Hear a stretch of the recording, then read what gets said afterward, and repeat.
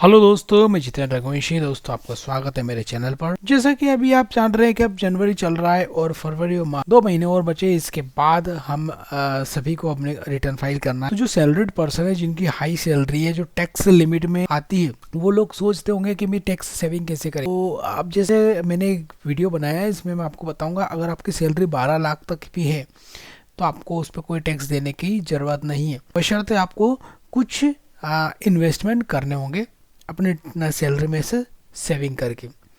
तो आइए इसका मैं आपको एक एग्जांपल बताता हूँ कैसे आप अपना टैक्स बचा सकते हैं। आपकी सैलरी 12 लाख है। ओके, आपको यहाँ पर पहले यहाँ बताता हूँ मैं सैलरी का स्ट्रक्चर।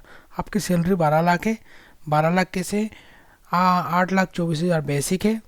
आपको HRA मिलता है 3,60,000। लिव ट्रेवलिंग अलाउंस मिलता है 10,000 रुपये और टेलीफोन एक्सपेंस मिलता है 6,000 रुपये। इस प्रकार से आपकी टोटल सैलरी बनी 12 लाख। 12 लाख पे हम टैक्स का कैलकुलेशन करेंगे तो कि ग्रोस सैलरी क्या हो गई 12 लाख। तो हम टैक्स का कैलकुलेशन करेंगे।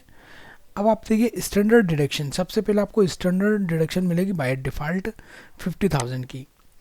उसके बाद आपका per month 208 rupees professional tax कटता है। 2,500 पूरे साल का प्रोफेशनल टैक्स जो कि एग्जम्प्टेड होता है, जो कि टैक्स डिडक्टेबल होता है। उसके बाद आपका एच आर ए आपका 3,60,000 एग्जम्प्टेड है, मतलब ये भी टैक्स फ्री इनकम है। तो ये भी हम माइनस करेंगे। हालांकि HRA का एक रूल होता है कि आप शहर में रह रहे हैं, मेट्रो सिटी में रह रहे हैं, तो सैलरी का बेसिक सैलरी का 40% और नॉन मेट्रो सिटीज़ में बेसिक सैलरी का 40%। इसके बारे में हालांकि मैं डिटेल में एक वीडियो बनाऊंगा। तो आपका HRA होता है, HRA में पूरा एग्जम्प्टेड इनकम है।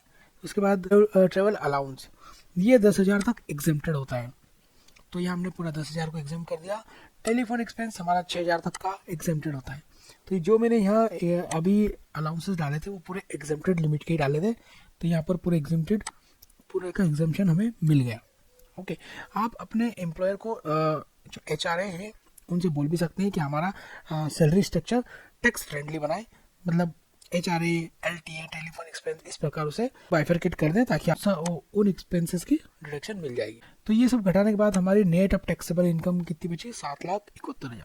मैं जितनी बात कर रहा हूँ ये सब अपनी ओल्ड टैक्स रिजाइम के अंतर्गत की बात कर रहा हूँ, क्योंकि न्यू टैक्स रिजाइम में तो आपको डिडक्शन केवल स्टैंडर्ड डिडक्शन ही मिल पाएगी। ठीक है, अब बात करते हैं हम इन्वेस्टमेंट डिडक्शन। हम ऐसे कई जगह इन्वेस्टमेंट करें ताकि हमको उसमें इनकम टैक्स में उसकी छूट मिल जाए। तो जैसा आप जानते हैं एटीसी एक सबसे बड़ा डिडक्शन का सोर्स है, मगर इसमें हमें ओवरऑल डिडक्शन 1.5 लाख तक की मिलती है। इसके अंदर आप LIC में इन्वेस्टमेंट कर सकते हैं, बच्चों की स्कूल की फीस की आपको छूट मिलती है, NSC, PPF और हाउस लोन का प्रिंसिपल। मगर इन सब का टोटल, सपोज आपका इन सब का टोटल 4 लाख हुआ, मगर 4 लाख हुआ, पर आपको यहाँ पर डिडक्शन केवल 1.5 लाख की ही मिलेगी एटीसी के अंतर्गत। इसके बाद इसलिए इसमें आप 1.5 लाख से ज़्यादा इन्वेस्टमेंट करने का कोई मतलब नहीं है। टैक्स सेविंग के पर्पज से आपको केवल 1.5 लाख तक करके फिर आप दूसरे और जो डिडक्शन उसमें आ सकते हैं, जैसे 80CCD। इसमें अगर कंट्रीब्यूशन करते हैं NPS, नेशनल पेंशन स्कीम में, तो आपको इसमें 50,000 की डिडक्शन मिल जाएगी। इसके बाद आता है हमारा 80D। ये तो आप सभी जानते होंगे, कोई बड़ी बीमारी हो, इसके ट्रीटमेंट के लिए हमें भारी खर्चा लग सकता है, तो सभी लोग एक मेडिक्लेम इंश्योरेंस का पेमेंट करते हैं साल में, जो कि स्पाउस और सेल्फ के लिए प्लस चिल्ड्रन के लिए 25,000 तक की डिडक्शन होती है।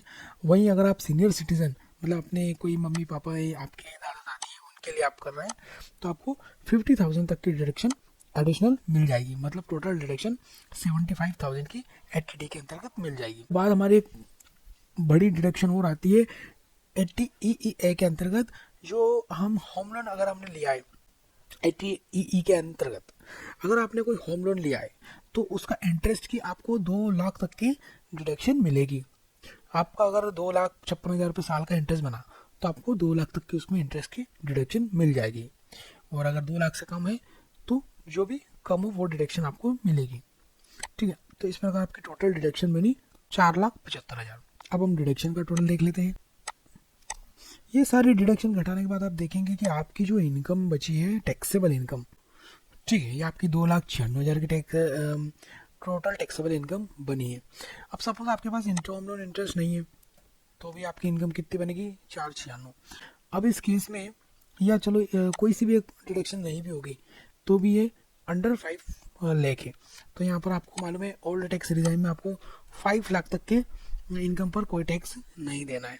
तो इस प्रकार आपके 12 लाख की इनकम होने के बावजूद भी आपकी टैक्स लायबिलिटी 0 हो सकती है, बशर्ते आपको यहाँ पर इन्वेस्ट करना पड़ेगा। तो अभी जनवरी चल रहा है दोस्तों, अभी भी आपके पास समय है, आप इन्वेस्टमेंट कर सकते हैं। थोड़ा सा इन्वेस्टमेंट करने से आपको काफ़ी टैक्स की सेविंग हो जाएगी।